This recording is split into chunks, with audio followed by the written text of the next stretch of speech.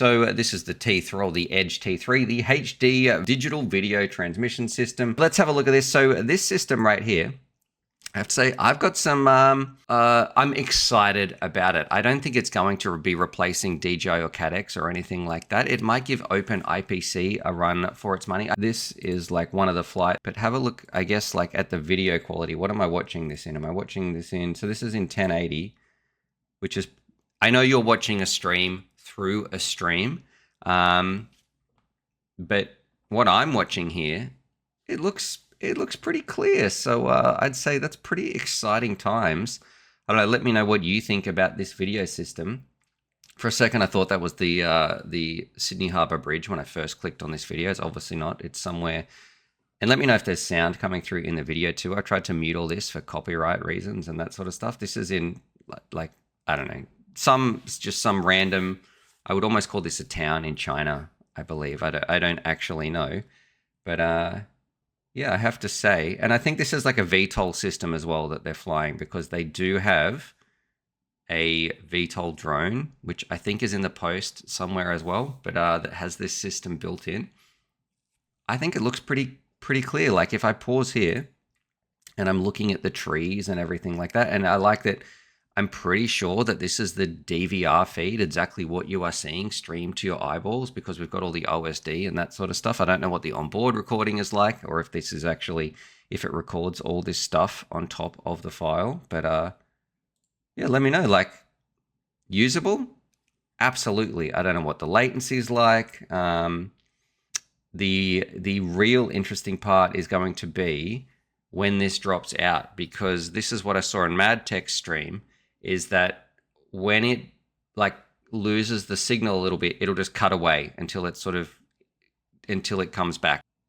Yes, this is Stu from the future. This is pretty wild, because I'm trying to find you guys some footage of it disappearing. Like, I'm trying to find this channel and I don't know what has happened. This is a bit of a mystery I'm gonna have to dive into, but Giz FPV is like gone. So this footage you're about to see is me watching MadTech watch Giz watching the T3 system. So I don't know what's going on, but I do want to quickly show you like it when it's going to break up. So you can see here it is cruising around.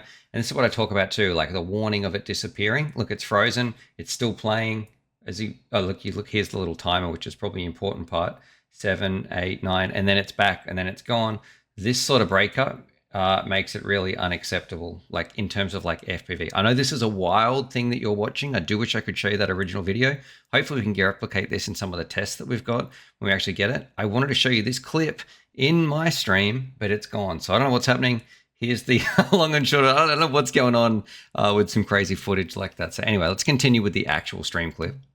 Like, it's not usable. Like, how HD0 is really good at breaking down that image. You can almost fly through snow, like, to having a usable image where you can see.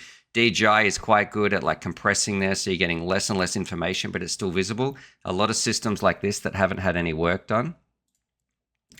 Interesting, we've got a little bit of smearing here, but that's probably quite difficult for it to encode. And have a look at this sort of astroturfy things. But yeah, when you lose this signal on a system like this, from what I could tell from those other videos that I saw on Madstream, it's just completely gone. So if that is the case, that is really not great for FPV, like freestyle pilots or anything like that. We need a little bit of snow. We need a little bit of warning to say, hey, you are about to lose video. If it goes from perfect to nothing, it's not going to be a good day. It might be more suited to fixed wings. However, I have to say, I do really like that we have another system on the market, like that's coming out, and it's coming out with everything that we need to get flying. So if we jump over and have a look, I don't know if they're, okay, it's out of stock at the moment. So there's obviously a market for it somewhere. I don't know if that's just the hobby market or maybe sort of some other conflict zones or anything, but how much is it? Oh, all of them are sold out. Okay, so the entire set, so for a receiver unit and so for the ground unit, which is 160, okay, so you don't really get, oh, you do get a bit of a discount. Not, oh, do you? No. For not a terrible price. Like if you already have a pair of, maybe you've got HD0 goggles, maybe you've got some Walk Snail, like the Goggles X that have HDMI in, being able to connect this and run this to your video system is going to be interesting times. If you're on DJI, bad luck. But again, if you already have DJI, you're probably not going to care about having this sort of system to put in. I don't really like this. Like, this just looks insanely heavy though. That's probably something that I'm not a big fan of, where you really probably will want a dedicated ground station if you're going to be flying around with this. Like, look at the size of this thing. It's hard to sort of look. Maybe here it looks like a very chunky system. So what I quite like about, like, say, the Walksnail VRX, you can sort of stick that to the front of the goggles. This, I think it's going to be way too heavy, unless maybe you had some weird like contraption on the top of your head here and sat it up there. But I don't know. What do you guys think?